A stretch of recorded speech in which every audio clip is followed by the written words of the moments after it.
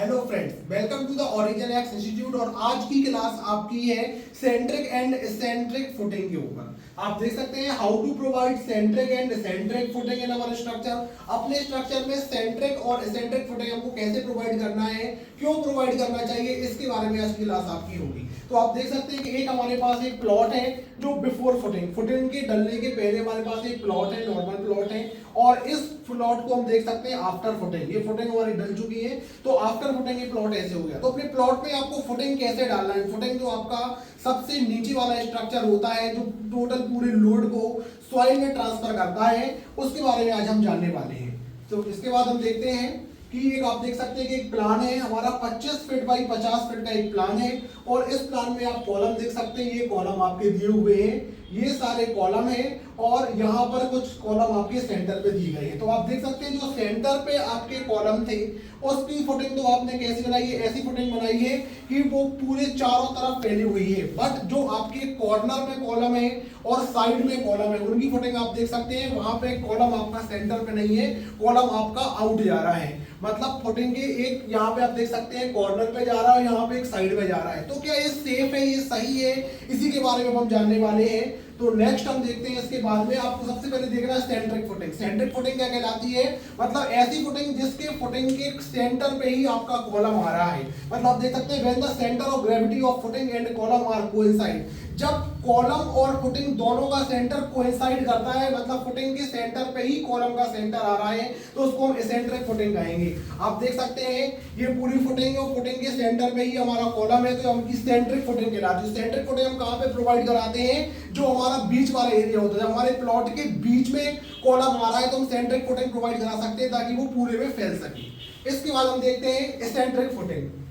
Eccentric footing आप देख सकते हैं पूरी फुटिंग है और ये फुटिंग का सेंटर है, लेकिन कॉलम आपके सेंटर पे नहीं है। आप ये देख सकते हैं ये आपकी फुटिंग का सेंटर है बट कॉलम आपका सेंटर पे नहीं है, तो ये आपकी कहलाती है एसेंट्रिक फुटिंग। बट अब एसेंट्रिक फुटिंग में समझना है, भले ही कॉलम हमारा सेंटर पे नहीं है, लेकिन आप देख सकते हैं एक्सिस होती है, एक्स एक्सिस है और ये वाई एक्सिस है। हमारा कॉलम यदि सेंटर पे नहीं है बट वो किसी एक्सिस पे हमारे जा रहा है, तो जो एक्सिस पे वो जाएगा उसको हम कहेंगे यूनी एक्सियल एसेंट्रिक फुटिंग कहेंगे। यूनी एक्सियल एसेंट्रिक फुटिंग या यूनी एक्सियल एसेंट्रिक कॉलम का मतलब होता है कि कॉलम भले ही सेंटर पे ना हो, कम से कम एक्स एक्सिस या वाई एक्सिस पे लाई कर रहा हो, तो भी वो प्रॉपर लोड अच्छे से ट्रांसफर कर सकता है। इसके बाद आपको देखना है कि ये जो आपकी एक्सिस है, आपका कॉलम ना तो आपके एक्सिस पे है ना सेंटर पे। देखिए ना तो सेंटर पे है कॉलम, ना एक्स एक्सिस और वाई एक्सिस पे, ये एक कॉर्नर पे जा रहा है, तो वो कहलाएगी बाई एक्सियल एसेंट्रिक फुटिंग कहलाएगी। बाई एक्सियल एसेंट्रिक फुटिंग मतलब ना तो वो सेंटर पे ना एक्सिस पर ही है तो बाई एक्सियल, और जब सेंटर पे नहीं है बट एक्सिस पे है तो यूनी एक्सियल। इसके बाद नेक्स्ट हम देखते हैं, आप देख सकते हैं ये आपकी यूनियन एक्सियल एसेंट्रिक फुटिंग है कि यहाँ पर ये सेंटर हुआ फुटिंग का, ये पूरी फुटिंग दी गई है, ये फुटिंग का सेंटर है और सेंटर पे फुटिंग कॉलम नहीं है। ये कहाँ पे जा रहा है, ये एक्स एक्सिस है, तो आपकी एक्स एक्सिस पर आपका कॉलम जा रहा है, तो यूनियन एक्सियल एसेंट्रिक फुटिंग आपकी कहलाएगी। ये वाली फुटिंग आपकी जो ये पूरी टोटल फुटिंग है, ये इसकी बाई एक्सिस होगी, एक्स एक्सिस होगी, तो कॉलम आपका ना एक्स एक्सिस पे है ना बाई एक्सिस पे है, ये आपके कॉर्नर पे जा रहा है, तो वो बाई एक्सियल एसेंट्रिक फुटिंग कहलाएगी। तो फ्रेंड्स अब आप इसके बाद नेक्स्ट देखते हैं हम कि आप देख सकते हैं कि ये हमारा प्लान था जो हमने स्टार्टिंग में प्लान देखा था। इसमें ये वाले जो कॉलम थे वो हमारे सेंटर पे थे, ये वाले कॉलम हमारे साइड में थे और ये वाले कॉलम हमारे कॉर्नर पे थे।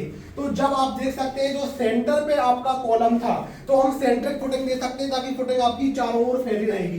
बट जो कॉलम आप सेंट्रिक फुटिंग देख सकते हैं कि फुटिंग के बीचों बीच आपका कॉलम है, तो सेंट्रिक फुटिंग। और जो आपके साइड में जा रहा है, साइड में आपका देखिए जो कॉलम जा रहा है, तो हम कौन सी फुटिंग देंगे, यूनी एक्सियल एसेंट्रिक फुटिंग देंगे, ताकि कॉलम भले ही आपके सेंटर पे ना हो, कम से कम उसकी एक्सेस पे हो। तो ये फुटिंग है, ये फुटिंग की एक्स एक्सिस है, वाई एक्सिस है, तो हमने एक्सेस पर अपना कॉलम दिया था, कॉलम के जस्ट पूरे साइड पे हमने यहाँ पे फुटिंग दी है, ये आपकी कहलाती है यूनी एक्सियल एसेंट्रिक फुटिंग। और आप देख सकते हैं इसके बाद में यहाँ पे कॉर्नर पे आपका कॉलम है और कॉर्नर के कॉलम के लिए हम कौन सी देते हैं, बाई एक्सियल एसेंट्रिक फुटिंग देते हैं, ताकि पूरी की पूरी फुटिंग आपकी अंदर साइड को आ जाए और कॉलम आपका कॉर्नर पे जाए। तो इस प्रकार से यदि आप प्रोवाइड कराते हैं अपनी फुटिंग, तो आपका स्ट्रक्चर सेफ रहता है। बट सेफ रहेगा कैसे, कब हमको सेंट्रिक और एसेंट्रिक यूनिएक्सियल और बाईएक्सियल देगा। ये तो हमने देख लिया कि जब कॉलम हमारा सेंटर पे तो सेंट्रिक फुटिंग देंगे, जब साइड में है तो यूनिएक्सियल एसेंट्रिक फुटिंग देंगे, जब कॉर्नर पे है तो बाईएक्सियल एसेंट्रिक फुटिंग देंगे। बट क्या ये प्रॉपर लोड ट्रांसफर कर सकते हैं? इसके लिए हम नेक्स्ट स्लाइड में देखते हैं फ्रेंड्स। इसके लिए आप देख सकते हैं इंपॉर्टेंस ऑफ डक लेग। आप देख सकते हैं कि ये आपकी टोटल फुटिंग है और फुटिंग पर जो कॉलम रेस्ट कर रहा है उसमें डक लेग की तरह ये बार जा रहे हैं। आप बार समझते हैं, स्टील की जो बार होते हैं रिइंफोर्समेंट के बार, ये बार जब फुटिंग में मिलते हैं तो चारों तरफ फैल जाते हैं। आप देख सकते हैं चारों तरफ आपके बार फैल गए हैं। ये जो बार फैल जाते हैं इसी को आप डक लेग कहते हैं। हमने लिखा और duck leg always provide column in footing with duck leg. मतलब आपको जब भी कॉलम प्रोवाइड करना है फुटिंग में तो डक लेग के साथ ही करना है ताकि चारों तरफ वो अच्छी तरीके से फैल जाए। इससे क्या रहेगा, वो टोटल लोड को इक्वली ट्रांसफर कर सकेंगे। Duck leg provide higher binding strength between column and footing, क्योंकि जो डक लेग होता है वो हायर बाइंडिंग स्ट्रेंथ प्रोवाइड कराता है कॉलम और फुटिंग के बीच में। जो कॉलम होता है अच्छे से फुटिंग में रेस्ट करता है और फैला रहता है। तो ये डक लेग कब के लिए? जब फुटिंग आपकी सेंट्रिक फुटिंग है, बीच में कॉलम आ रहा है तो चारों तरफ बार फैले रहेंगे तो चारों तरफ वो लोड इक्वली डिस्ट्रीब्यूट करा देगा। ये सेंट्रिक फुटिंग के लिए है। इसके बाद अब हम देखते हैं एसेंट्रिक फुटिंग के लिए हमारा डक लेग कैसा होगा। तो आप देख सकते हैं एसेंट्रिक फुटिंग है, यूनिएक्सियल एसेंट्रिक फुटिंग है। इसके एक्सिस पर कॉलम जा रहा है, इस फुटिंग के एक्स एक्सिस पर कॉलम जा रहा है तो जो आपका डक लेग होगा वो साइड में पूरी तरीके से फैला होगा।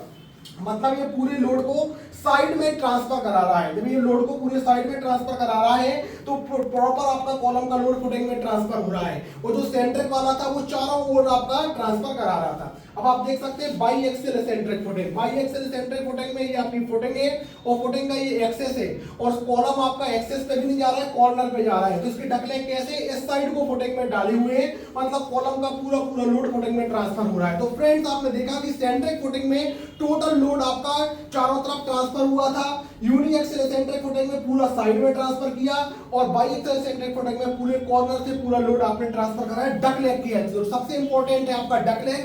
डक लेग ही आपके पूरे लोड को प्रॉपर ट्रांसफर कराता है। तो इसके बाद मैं नेक्स्ट लास्ट स्लाइड देखता हूं।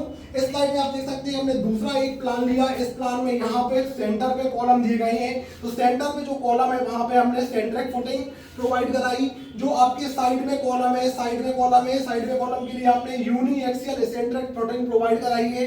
और जो आपका कॉर्नर में कॉलम है, कॉर्नर में कॉलम के लिए आपने बाईएक्सियल एसेंट्रिक फुटिंग प्रोवाइड कराई है। इससे क्या है कि लोड आपका प्रॉपर ट्रांसफर होगा with the help of duck leg. जब सेंट्रिक फुटिंग होगी तो सेंटर में आपका कॉलम आएगा और डक लेग चारों तरफ फैले होंगे। जब आपका यूनिएक्सियल होगा तो डक लेग इस साइड फैले होंगे, जब बाईएक्सियल होगा तो डक लेग इस साइड फैले होंगे। तो डक लेग की हेल्प से ही आपको लोड को प्रॉपर ट्रांसफर कराना है। तो फ्रेंड्स ये वीडियो आपके लिए ताकि आप समझ सके कि कैसे कॉलम का लोड फुटिंग में ट्रांसफर होता है, चाहे वो सेंट्रिक फुटिंग हो चाहे एसेंट्रिक फुटिंग हो। एसेंट्रिक फुटिंग में भी हमने यूनिएक्सियल एसेंट्रिक फुटिंग और बाईएक्सियल एसेंट्रिक फुटिंग देखी। इसमें देखा कि कैसे डक लेग हमारा लोड ट्रांसफर कर रहा है। तो इसी प्रकार से हमारी वीडियो से जुड़े रहिए और हमारी सिविल प्रैक्टिकल ट्रेनिंग को गेन कीजिए। फ्रेंड्स हमारे ओरिजिन इंस्टीट्यूट को आके आप ज्वाइन कीजिए, जिसमें बहुत कुछ सीखने का आपको मौका मिलेगा।